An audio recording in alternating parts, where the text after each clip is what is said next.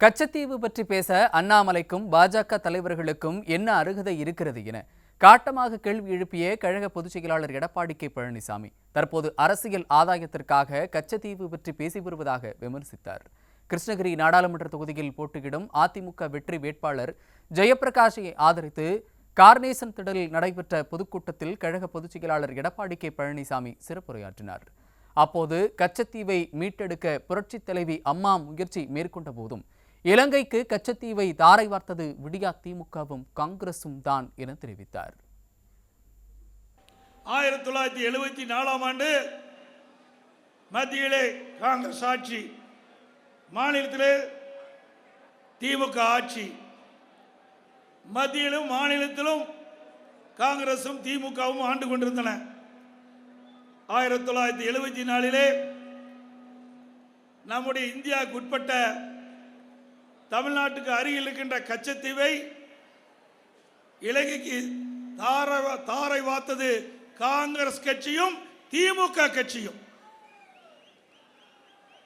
ஆனால் அதை தடுத்து நிறுத்துவதற்கு நம்முடைய இதயம் புரட்சித் தலைவி அம்மா அவர்கள் எவ்வளவோ முயற்சி செய்தார்கள்.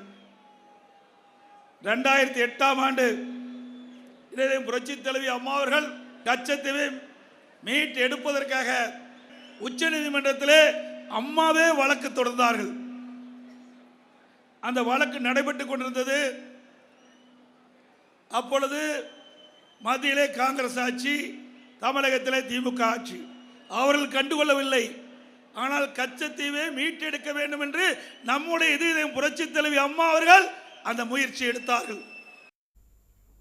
கச்சத்தீவு விவகாரத்தை 10 ஆண்டுகளாக கிடப்பில் போட்டுவிட்ட பாஜக அரசு தற்போது அரசியல் ஆதாயத்திற்காக தேர்தல் நேரத்தில் கச்சத்தீவை கையில் எடுத்திருப்பதாக அதிமுக பொதுச் செயலாளர் கடுமையாக சாடினார்.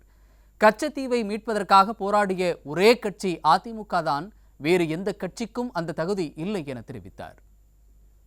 2014 மத்தியிலே ஆட்சி மாற்றம், பாரதிய ஜனதா கட்சி ஆட்சிக்கு வந்தது.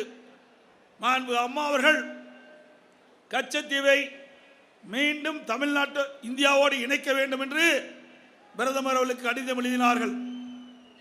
பிறகு பாரத பிரதமர் அவர்களை நேரிலே சந்தித்து கோரிக்கை வைத்தார்கள். கச்சத்தீவை மீண்டும் இந்தியாவுடன் இணைக்கப்பட வேண்டும், தமிழக மீனவர்கள் பாதிக்கப்படுகிறார்கள், அதை நிறைவேற்ற வேண்டும் என்று அம்மா அவர்கள் பிரதமரிடத்திலே கோரிக்கை வைத்தார்கள். ஆனால் மத்திய அரசு செவிசாய்க்கவில்லை. இப்பொழுது மத்தியிலே ஆட்சி செய்கின்றவர்களும் இங்கே இருக்கின்ற பாரதிய ஜனதா கட்சி தலைவர்களும் கச்சத்தீவை பற்றி பேசிக் கொண்டிருக்கின்றார்கள்.